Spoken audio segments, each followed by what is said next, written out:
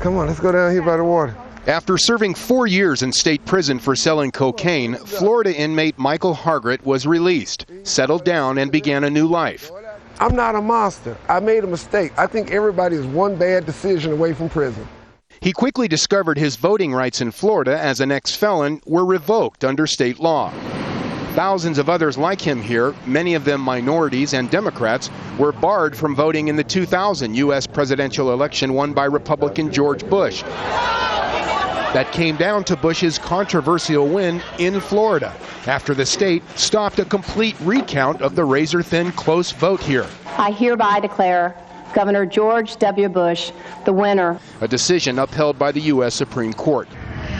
Early last year, the state reversed its ban on ex-felons voting, allowing those not convicted of violent or sexual crimes to do so once again.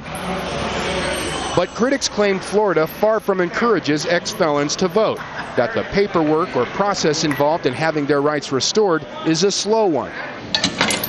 For example, 123,000 former felons are registered to vote, while another 950,000 remain in limbo. Before they leave prison, they should be told about their rights and about the laws as part of helping them reintegrate back into the community.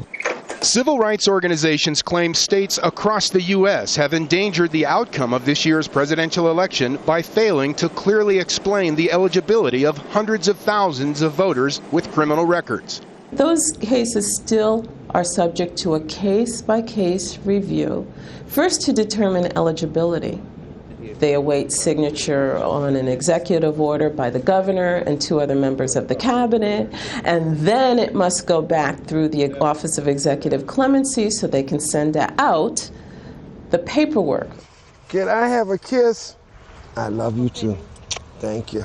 Ex-felon Michael Hargett says he looks forward to voting in this year's U.S. presidential election, but remains skeptical every vote will be counted. Especially the way they stole election 2000. Your vote don't matter anyway. You vote for who you want, and they still put in who they want. Come on back over here, baby. Mike Kirsch, Al Jazeera, Florida.